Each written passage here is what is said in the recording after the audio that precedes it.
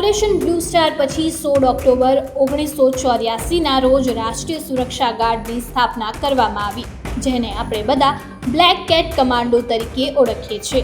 તે સમયે આ લશ્કરી કાર્યવાહીનો ઉદ્દેશ અમૃતસરના સુવર્ણ મંદિરમાંથી આતંકવાદીઓને બહાર કાઢવાનો હતો.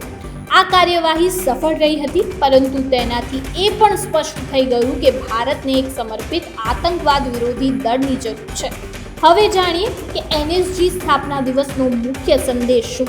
એનએસજીનો મુખ્ય સંદેશ છે સર્વોત્તમ સુરક્ષા, જેનો અર્થ થાય છે સર્વવ્યાપી શક્તિશાળી સુરક્ષા, જે દેશને તમામ પ્રકારના આતંકવાદથી બચાવવા માટે પ્રતિબદ્ધ છે. રાષ્ટ્રીય સુરક્ષા ગાર્ડના મુખ્ય કાર્યો કયા? વીઆઈપી સુરક્ષા, આતંકવાદ વિરોધી કાર્યવાહી, હાઇજેકિંગ વિરોધી કાર્ય, ઓપરેશનલ સુરક્ષા. હવે એ જાણીએ એનએસજીના નોંધપાત્ર ઓપરેશન કયા છે. વર્ષ 1986 ઓપરેશન બ્લેક થંડર. એનએસજીએ બધા બંધકોને બચાવ્યા, આતંકવાદીઓથી સુવર્ણ મંદિરને મુક્ત કરાવ્યું. વર્ષ 1988 ઓપરેશન બ્લેક થંડર 2. એનએસજીએ ફરી એકવાર આતંકવાદીઓથી સુવર્ણ મંદિરને મુક્ત કરાવ્યું. વર્ષ 1992 ઓપરેશન સ્માઇલ. જમ્મુ અને કાશ્મીરમાં આતંકવાદીઓ દ્વારા અપહરણ કરાયેલા તમામ બાળકોને બચાવ્યા.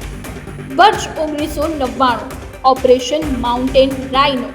જમ્મુ અને કાશ્મીરમાં આતંકવાદ વિરોધી કામગીરી માટે એનએસજી તૈનાત કરવામાં આવ્યું.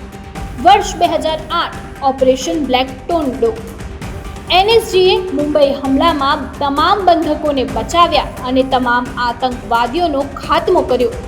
વર્ષ 2002 ગુજરાતના અક્ષરધામ મંદિરમાં થયેલા આતંકવાદી હુમલામાં એનએસજી કમાન્ડોની ખૂબ જ મહત્વપૂર્ણ ભૂમિકા રહી.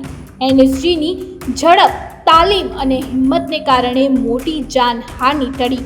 સ્થાનિક દળોને માર્ગદર્શન અને સહાય મળી.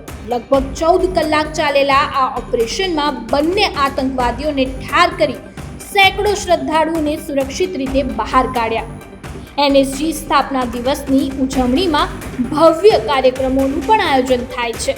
એનએસજીના કર્મચારીઓને સન્માનિત કરવામાં આવે છે. જ્યાં રાષ્ટ્રની સુરક્ષાનો પ્રશ્ન હોય ત્યાં એનએસજીનો સંકલ્પ અડગ રહે છે.